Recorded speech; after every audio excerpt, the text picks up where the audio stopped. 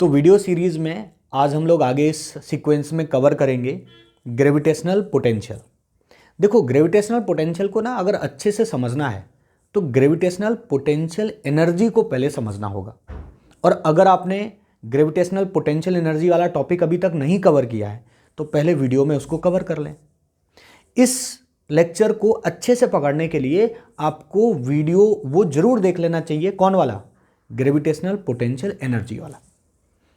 ठीक है, फिर भी मैं 1 मिनट में आपको हल्का सा रिकॉल करा देता हूं कि पोटेंशियल एनर्जी में हमने आपको पढ़ाया क्या था। आ जाओ जरा 1 मिनट देख लो। तो ग्रेविटेशनल पोटेंशियल एनर्जी में हमने आपको पढ़ाया था क्या कि भाई जो पोटेंशियल एनर्जी होती है वो किसके बराबर होती है? Work done by external agent के, या माइनस लगा दो और वर्क डन बाई कंजर्वेटिव लिख दो। हमेशा फाइनल माइनस इनिशियल लिखते हैं, 2 पॉइंट का हमेशा डिफरेंस होता है। यहां पर एक कैपिटल एम मास अगर हमने रख दिया, इसके फील्ड में अगर मैंने कोई एक पॉइंट पर एम नॉट यानी छोटा एक मास रख दिया तो इसके इन्फ्लुएंस में ये क्या फील करेगा? अट्रैक्शन। अगर तुम इसको यहीं रखे रहना चाहते हो तो तुम्हें काम करना पड़ेगा, और तुम्हारा जो काम होता है वही किसके बराबर आता है? वही एनर्जी के बराबर आता है, वही एनर्जी के फॉर्म में स्टोर होता है, और उसी को हम कहते हैं ग्रेविटेशनल पोटेंशियल एनर्जी। यानी कंजर्वेटिव फील्ड में एक्सटर्नल एजेंट जो वर्क डन करता है उसी वर्क डन को हम कहते थे पोटेंशियल एनर्जी। देखिए वर्क कैसे लिखा हमने यहां पर, फोर्स का फार्मूला लिख दिया। अब यही जो वर्क है यही किसके बराबर है? यही पोटेंशियल एनर्जी के बराबर है। और अगर आपको इस छोटे वाले मास को 1 लोकेशन से 2 लोकेशन उठाकर ले जाना है, यानी R1 पोजीशन से R2 पोजीशन ले जाना है, तो आप लिमिट लगा दीजिए R1 से लेकर R2 तक। जहां से जहां तक ले जाना है वहां से वहां तक की आप लिमिट लगा दो, आपको वहां की चेंज इन पोटेंशियल एनर्जी मिल जाएगी। देखिए हमने आगे सॉल्व करके भी लिखा है इसको। तो ये हमने आपको बताया था, याद आया आपको? अपन ने कंजर्वेशन ऑफ एनर्जी पर भी बहुत सारे क्वेश्चंस किए थे। तो ये ग्रेविटेशनल पोटेंशियल एनर्जी हम आपको पढ़ा चुके हैं। अगर आपने डिटेल में नहीं पढ़ा है तो एक बार देख लो जाके उसको, है ना? 10 12 15 मिनट की बात है, देख लो एक बार, फिर आ जाओ इस वीडियो पे, आगे कंटिन्यू कर लो पोटेंशियल को। ओके, ठीक है। तो अब हम लोग समझेंगे कि ग्रेविटेशनल पोटेंशियल क्या होता है। तो देखो यहां पर क्या है? कैपिटल एम मास है, इसके फील्ड में मैंने एक स्मॉल एम नॉट मास रखा है। किस पॉइंट पर? पी पॉइंट पर। कितनी डिस्टेंस दूर? आर डिस्टेंस दूर। तो मुझे इसकी एनर्जी लिखने में कोई दिक्कत नहीं, क्योंकि पोटेंशियल एनर्जी हमें लिखना आता है। और किसी बच्चे को अगर पोटेंशियल एनर्जी लिखनी आती है तो पोटेंशियल लिखने में कोई परेशानी नहीं होगी। बस आप एक छोटी सी बात ध्यान रखना। देखो क्या ध्यान रखना, जो पोटेंशियल होता है ना उसको हम दिखाएंगे डेल्टा वी से, और एनर्जी को हम किससे दिखाते थे? डेल्टा यू से।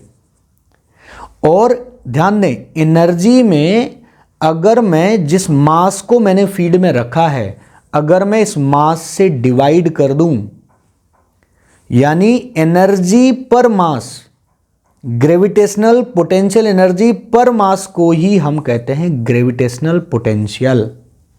यानी कोई नई चीज नहीं है सर, जिसको एनर्जी की समझ है बस उसको क्या करना है? उसको बस इस मास को जिसको आपने फील्ड में रखा है इससे डिवाइड कर देना है, और कोई नया काम नहीं है। जैसे एनर्जी अपना डिफरेंस होता है ना, वैसे पोटेंशियल भी अपना डिफरेंस होता है, फाइनल माइनस इनिशियल। वहां यू से दिखाओ, यहां वी से दिखाओ, बस जिस मास को आपने रखा यहां उठाकर उससे डिवाइड कर दो। इतना छोटा सा पॉइंट है, याद रखना, और पूरा का पूरा वीडियो कनेक्ट होकर चलेगा। बस इस बात को ध्यान रखना। क्या ध्यान रखना है? Gravitational potential energy per mass is known as gravitational potential. इसीलिए मैंने आपसे कहा था कि पोटेंशियल एनर्जी को देख लो, क्योंकि यहां मेन खेल पोटेंशियल एनर्जी का ही है। बताइए, ठीक है ना? आ जाओ। अच्छा सर, पोटेंशियल एनर्जी तो मेरे को लिखनी आती है, क्या होगी बताओ जरा? इस सिस्टम की पोटेंशियल एनर्जी बताइए। सर इस सिस्टम की पोटेंशियल एनर्जी होगी, बताइए बताइए कितनी होगी पोटेंशियल एनर्जी? सर इस सिस्टम की पोटेंशियल एनर्जी होगी minus G am not by, क्या सेपरेशन है? आर। ये सर 2 मास अगर आप रखते हो तो आप ऐसे लिखते हो पोटेंशियल एनर्जी। तो बताइए जरा पोटेंशियल क्या होगा इस सिस्टम का? सर इस सिस्टम के लिए अगर मैं पोटेंशियल लिखना चाहूं तो पोटेंशियल होगा, बस किससे डिवाइड करना है? एम नॉट से डिवाइड करना है। तो अगर डेल्टा यू में आप एम नॉट से डिवाइड करोगे तो सर एम नॉट तो कट जाएगा। अब भाई इसमें एम नॉट डिवाइड कर दोगे तो एम नॉट खत्म हो जाएगा ना, क्या बचेगा? बचेगा minus G M divide by R. ये आ गया पोटेंशियल का फार्मूला। बताइए, देखो दोनों फार्मूलों में कितना छोटा सा फर्क है। उसमें दोनों मास आते थे, इसमें केवल वही मास आता है जिसकी वजह से पोटेंशियल होता है। किस पॉइंट पर पोटेंशियल हम लिख रहे हैं? पी पॉइंट पर लिख रहे हैं। किसकी वजह से है? कैपिटल एम की वजह से। तो किसी भी मास की वजह से अगर पोटेंशियल लिखना हो आर डिस्टेंस दूर, तो क्या पोटेंशियल आएगा? Minus G M by R. Energy दोनों मास का अरेंजमेंट है, और जबकि पोटेंशियल किसी एक मास की वजह से होता है, तो कैपिटल एम की वजह से यहां पर पोटेंशियल कितना है? Minus G M by R. बताइए, कोई दिक्कत? अच्छा, यहां पर जो आपने ये एनर्जी लिखी थी, इस एनर्जी को मैं थोड़ा और साइंटिफिक वे में लिख सकता हूं। कैसे? बेसिकली ये जो सर हम एनर्जी लिखते थे, ये होता था work done by external agent. बताइए, पोटेंशियल एनर्जी किसके बराबर होती है? Work done by external agent. और work done by external agent को हम थोड़ा और सही से लिखना चाहें तो क्या ये work done by external agent किसके बराबर आता है? Minus work done by conservative. कोई भी कंजर्वेटिव फील्ड हो, ग्रेविटेशनल फोर्स हो, उसके वर्क के बराबर आता है। तो सर क्या हम इसको ऐसे भी लिख सकते हैं? देखना सभी लोग, delta V is equal to minus work done by conservative divide by M naught. बताइए, कोई परेशानी इसमें? नहीं सर, इसमें क्या परेशानी होगी? अच्छा, वर्क डन बाई कंजर्वेटिव को क्या मैं ऐसे भी लिख सकता हूं? Integration force into displacement. ऐसे भी लिखा जा सकता सर। ये देखो जरा, एम नॉट। बताइए, हाँ सर, आपने पोटेंशियल एनर्जी क्यों हम लिख सकते हैं work done by external agent, या हम उसको लिख सकते हैं वर्क डन बाई कंजर्वेटिव। ये बात आपने वर्क पावर एनर्जी में भी पढ़ी होगी कि पोटेंशियल एनर्जी को एक्सटर्नल एजेंट के बराबर भी कर सकते हैं वर्क के, और या फिर कंजर्वेटिव फोर्स के वर्क के बराबर कर सकते हैं। तो मैंने इस फार्मूले में यहां पर रख दिया और इसको ऐसे लिख दिया। अब ध्यान से देखना, एक नई चीज आपको नजर आएगी, फोर्स पर मास। ये देखो कितना कंजर्वेटिव फोर्स है, कितना फोर्स उस पर लग रहा है, डिवाइड बाई मास। याद करो, थोड़ा सा और पहले की बात याद दिला रहा हूं आपको। आपने शायद एक टर्म आपको याद होगा जिसको हम कहते थे इंटेंसिटी ऑफ फील्ड। याद आया आपको? देखना सीक्वेंस में, आपको वीडियो नंबर में शुरुआत में देखना, आपको मिल जाएगा इंटेंसिटी ऑफ फील्ड। फील्ड की इंटेंसिटी को हम दिखाते हैं आई से, और ये आई वेक्टर जो होता था वो होता था फोर्स, जो भी कंजर्वेटिव फोर्स हो, इसलिए नीचे छोटा सा सी लगा दिया, divide by mass.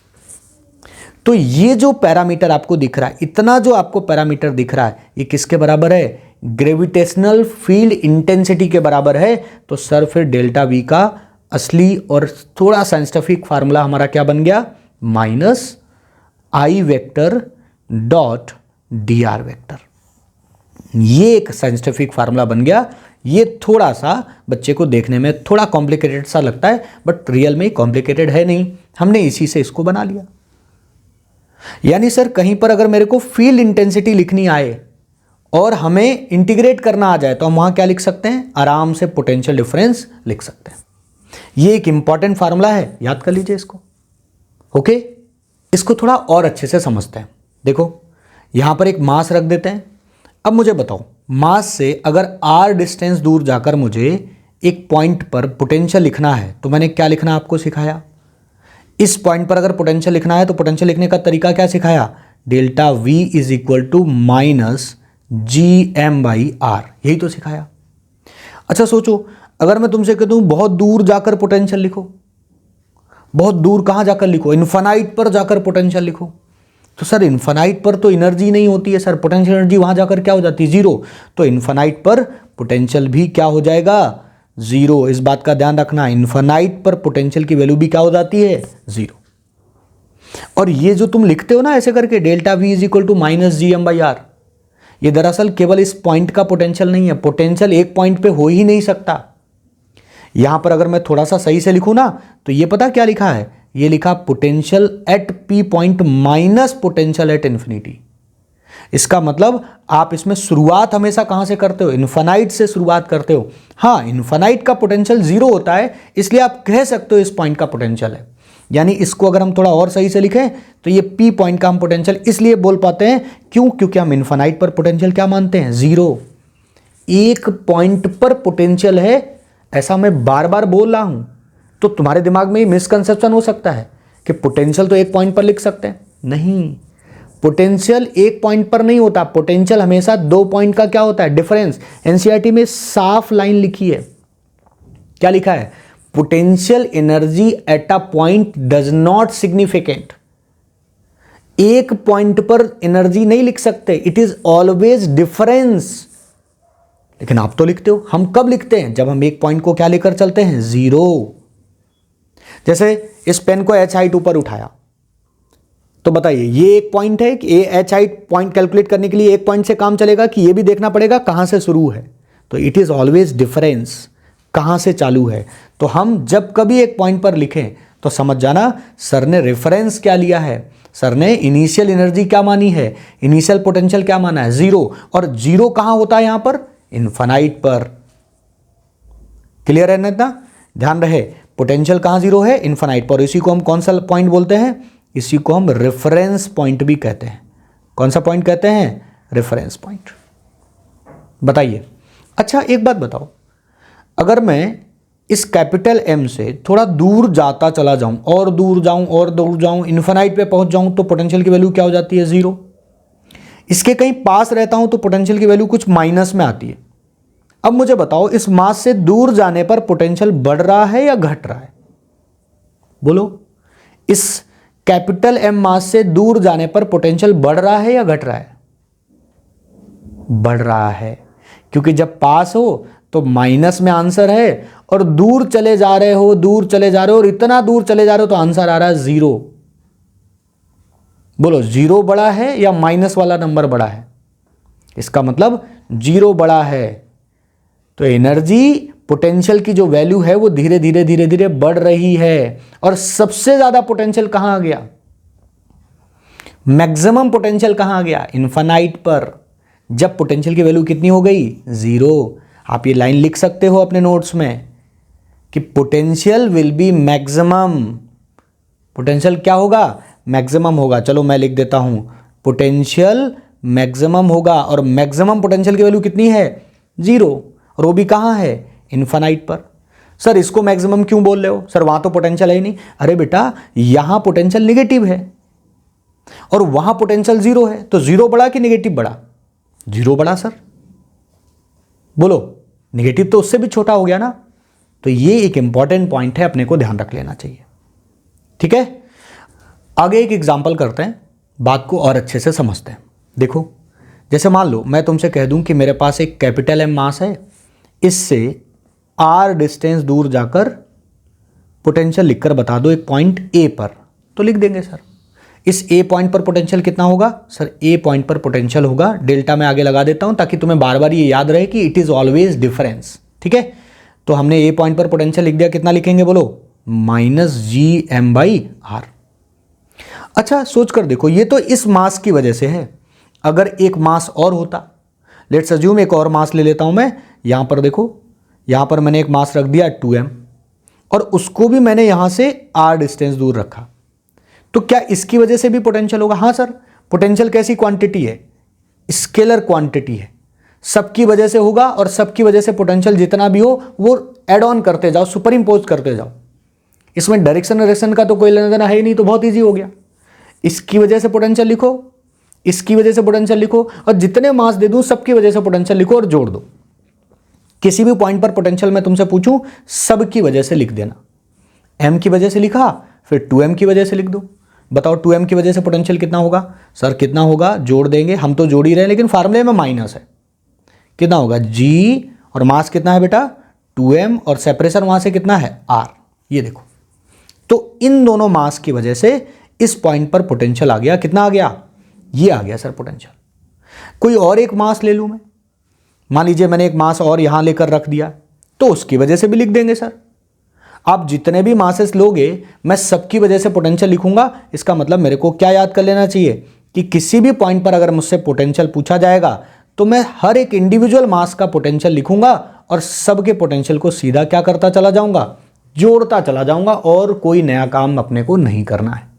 Scalar quantity है, सिंपल जोड़ना है, फार्मूले में खुद माइनस होता है, ये ध्यान रखना है। बताइए छोटी सी बात थी, अपन ने देख ली। आ जाओ जरा एक क्वेश्चन करते हैं इस पर। देखो यहां पर आपके सामने क्वेश्चन दिख रहा है। क्वेश्चन क्या कह रहा है, टू मासेस, मास दे दिए इनके, are separated by this distance, find the gravitational potential at mid point of the line joining. Hope so आप कर सकते हैं इसको, बहुत आसान सी बात है। दो मास है आपके पास और आपको कहां पोटेंशियल एनर्जी बतानी है, सॉरी पोटेंशियल बताना है, कहां पर, मिड पॉइंट पर। बता दो जरा, बता दो। देखो एक मास यहां रख दो, एक मास आप यहां रख दीजिए, ठीक है, और बीच का सेपरेशन कितना लेने को बोल रहे हैं, 1 मीटर लेने को बोल रहे हैं। कहां पोटेंशियल पूछ रहे हैं, बीच में पूछ रहे हैं। तो भाई ये डिस्टेंस हो गई 0.5 और इधर की भी डिस्टेंस कितनी हो गई, ये भी डिस्टेंस हो गई 0.5 सर। इसकी वजह से पोटेंशियल, इसकी वजह से पोटेंशियल, लिख दो दोनों की वजह से पोटेंशियल। पहले वाले मास की वजह से, इसको कहो तो बीच वाले पॉइंट का एक नाम दे दूं, बीच वाले पॉइंट का नाम है O। तो इस O पॉइंट पर पोटेंशियल पहले वाले मास की वजह से कितना आएगा बताइए, -gm1/r। r वहां से कितना है, 0.5 है। दूसरे वाले मास की वजह से कितना है, gm2 वहां से सेपरेशन कितना है उसका भी, वो भी 0.5 है। m1 m2 की वैल्यू आपको दे दी है, आप आराम से इसको सॉल्व करके आगे लिख सकते हैं। कैपिटल G की वैल्यू आप जानते ही हैं। बोलो है आसान लिखना? हाँ सर बहुत आसान है। एक आप लिख कर दिखाओ मुझे। आ जाओ अगला आप लिखो जरा, क्या कह रहा है क्वेश्चन देखो। Two bodies of mass m and 4m are placed at distance r। दो मास हैं 4m और m, और कितना सेपरेशन पे रखा हमने, r सेपरेशन पे। Gravitational potential at a point on the line joining them where the gravitational field is 0। इसका मतलब इसको फील्ड से जोड़कर सवाल बना दिया। ग्रेविटेशनल फील्ड पढ़ा था आपने, डायरेक्शन वेक्टर क्वांटिटी होती थी ये। चलो आ जाओ इसको मैं कर देता हूं, आपको एक और दूंगा। आ जाओ इसको मैं कर देता हूं। हमारे पास एक मास कितना है 4m और दूसरा एक मास कितना है बताओ जरा, एक दूसरा मास है m, ठीक है। और हमें पोटेंशियल कहां लिखना है, इनको कितने सेपरेशन पर रखना है, चलिए रख देते हैं। इनको रखना है सर r सेपरेशन पर। और हमें पोटेंशियल कहां लिखना है, जहां ग्रेविटेशनल फील्ड 0 हो। इन दोनों की वजह से पहले तो यह पता करो कि फील्ड कहां 0 है, तब तो पोटेंशियल लिख पाओगे आगे चलकर। तो 4m और m की वजह से फील्ड 0 होना चाहिए। फील्ड 0 कहां होता था सर, जहां कोई मास रखने पर उस पर फोर्स 0 लगे। फील्ड का फार्मूला अभी अभी देखा, क्या था याद करा अभी, I vector is equal to force per mass. Force और मास, यानी फोर्स की वैल्यू उस मास पर क्या लगे, उस टेस्ट मास पर 0 लगे, तो वहां फील्ड भी क्या होगा, 0 होगा। अच्छा सर, चलो एक टेस्ट मास ले लेते हैं छोटा सा और इसको उठा उठा कर रखते हैं। सोचो इस टेस्ट मास को अगर मैंने कहीं यहां ऊपर रखा होता तो ये दोनों अपनी तरफ अट्रैक्ट करते और नेट फोर्स 0 नहीं आता। कैसे होता देखो जरा, ये अपनी तरफ खींचता, ये अपनी तरफ खींचता और इसको नेट फोर्स कहीं बीच में लगता। अगर आपने इसको कहीं इधर लेफ्ट या राइट में कहीं रखा होता तो भी दोनों अपनी तरफ अट्रैक्ट करते और नेट फोर्स 0 होने के कोई चांस नहीं थे।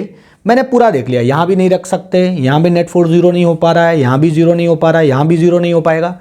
एक रास्ता है कि अगर मैं इस मास को कहीं बीच में कहीं लाइन पे रख दूं तो इस पर नेट फोर्स 0 हो सकता है, और जहां नेट फोर्स 0 हो सकता है वहां नेट फील्ड भी 0 हो सकता है। इसका मतलब मेरा जो मोस्ट प्रोबेबल पॉइंट हो सकता है वो कहीं बीच में ही कहीं हो सकता है। मान लेते हैं वो पॉइंट है O, और मान लेते हैं वो पॉइंट पहले मास से कितना दूर है, x दूर है, तो दूसरे मास से बताइए कितना दूर होगा, r - x। अच्छा अभी हम कैलकुलेशन किसके लिए कर रहे हैं, अभी हमारी जो स्टेप 1 चल रही है वो किसके लिए चल रही है, अभी हमारी पोटेंशियल के लिए तो कोई बात ही नहीं हो रही। अभी तो हम किसके पीछे लड़ाई कर रहे हैं, फील्ड 0 ढूंढ रहे हैं। तो ध्यान कर लो इस बात को कि जब भी दो मास दिए जाएं और पूछा जाए बताओ फील्ड कहां 0 है, तो बीच में ही कहीं कोई पॉइंट होगा जहां फील्ड 0 होगा। मैं बीच में होने का मतलब ये नहीं कह रहा हूं कि इन दोनों के मिड में, इन दोनों लाइन ज्वाइनिंग के यहीं कहीं कोई पॉइंट होगा। मान लो वो पॉइंट यहां से x दूर है और उस x की वैल्यू निकालने की कोशिश करो। देखो इधर यहां फील्ड 0 है, इसका मतलब यहां 4 का फील्ड। अच्छा इस पॉइंट पर अगर फील्ड देखना है तो बताइए 4 की वजह से फील्ड किधर होगा, फील्ड तो वेक्टर क्वांटिटी है। तो अगर इस O पॉइंट पर कोई मास होता तो 4m अपनी तरफ अट्रैक्ट करता और ये m अपनी तरफ अट्रैक्ट करता। और बताइए 4 0 कब होता? जब 4m का अट्रैक्शन और m का अट्रैक्शन, दोनों अट्रैक्शन कैसे होते? बराबर। तो सर लिख रहे हैं इसको, देखो जरा, 4m किधर अट्रैक्ट करेगा? इधर अट्रैक्ट करेगा ना। कितना अट्रैक्ट करेगा? फील्ड कितना लगाएगा? G4m by x square.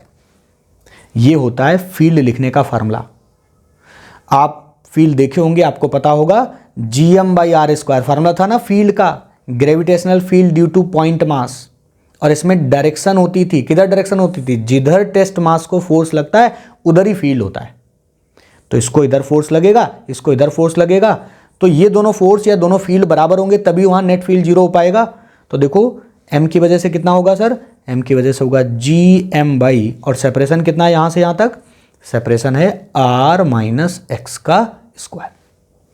इसको कट कर दो फटाफट, देखो जरा, ये G कट गया, स्मॉल m कट गया, है ना।